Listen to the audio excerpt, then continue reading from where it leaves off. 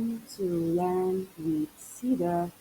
Welcome to this organic chemistry class. My name is Abiru Kepivo, and I'll be taking you through this exciting subject, um, particularly this topic in chemistry.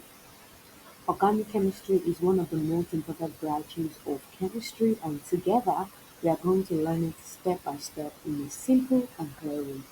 In today's class, we are starting with Introduction to Organic Chemistry. By the end of this video, you will understand what organic chemistry is, why it's important, how it differs from inorganic chemistry, and the main sources of organic compounds. So, what is organic chemistry? Organic chemistry is the branch of chemistry that studies carbon compounds, especially those that contain carbon to hydrogen bonds.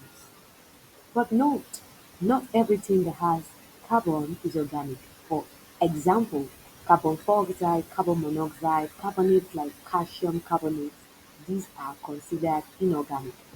So, the focus of organic chemistry is mainly on carbon bonded with hydrogen, oxygen, nitrogen, sulfur, and the halogens. Next, why study organic chemistry? Why do we really care about organic chemistry? Alright. It is often called the chemistry of life because almost everything around us that is living or useful in everyday life is organic. Examples are fuels like petrol, diesel, kerosene, natural gas are hydrocarbons. We use them virtually every day. The food we eat, carbohydrate, proteins, fat, your rice, your yam, your beans, your meat, your fish, they are all organic compounds. Medicines, the one you take when you're ill, most drugs you take are organic molecules designed in labs. Plastics and polymers, the nylon, the PVC, that's polyvinyl chloride, polyethylene nylons, they are organic compounds. Soap, detergent, perfumes, cosmetics that we use to look good, to wash our clothes, they are organic compounds. So when we study organic chemistry, we are literally studying the molecules that make life possible. So what are the differences between organic and inorganic chemistry? We're going to look at them in the next slide. Now, when we look at the differences between um, organic and inorganic chemistry, we are going to start with looking at the composition of organic chemistry, comparing it with the composition of inorganic um, chemistry, inorganic compounds rather. We're going to look at the composition of organic compounds and compare it with the composition of inorganic compounds. So organic compounds are mainly carbon and hydrogen, sometimes with oxygen, nitrogen, sulfur. On the other hand, inorganic compounds include metals, salts, and minerals. In terms of the bonding, organic compounds are generally or mostly covalent compounds, while inorganic compounds are often ionic. Now, in terms of the melting and boiling point, organic compounds usually have lower melting and boiling points, while inorganic have higher melting and boiling points. And the reason is because of the bond binding them. Covalent bonds are bonds that are easy to break compared to ionic bonds. To break ionic bond, because it is a strong bond, it has a strong bond, it takes high temperature to break down the bonds. That is why they have high melting and high boiling point. In terms of solubility, organic compounds are generally soluble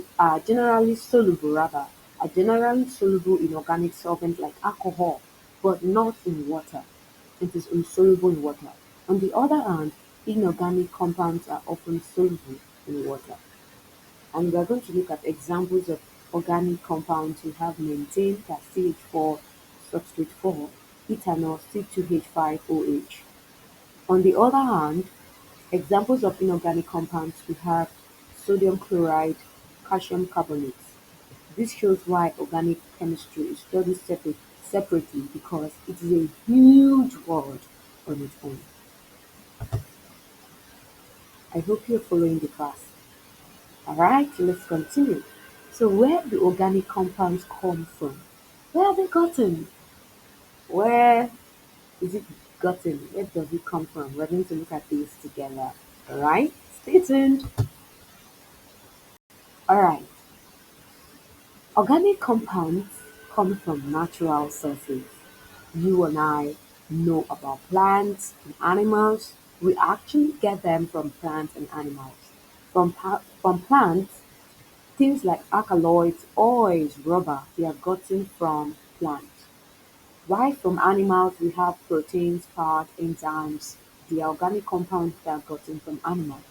Also from fossil fuels that are gotten from the depth of the sea, we have coal, crude oil, natural gas, they are gotten from all these natural sources. How also we have synthetic source. These synthetic sources are those ones that are made by man in the laboratory or through research and so on, they are synthetic cells. Examples of such are plastic, synthetic fibers, dyes, medicines. All right, they are man-made. So both nature and industry supplies us with organic compounds. So with this being said, you have learned today organic compound is a study of carbon compounds, especially those with carbon hydrogen bonds. And it is important because it explains the molecules of life, like the fuels, the drugs, plastics, soaps, and so on. And also, organic compounds differ from inorganic compounds in composition, bonding, melting point, solubility, and so on. And then we also look at the sources of organic compounds, plants, animals, synthetics, which are man-made. All right. Thank you for staying tuned to this class. In the next lesson, we are going to move on to the classification of organic compounds. Thank you for watching. Don't forget to like, subscribe, and share so that you won't miss the next class. And thank you for staying tuned to the end. See you soon.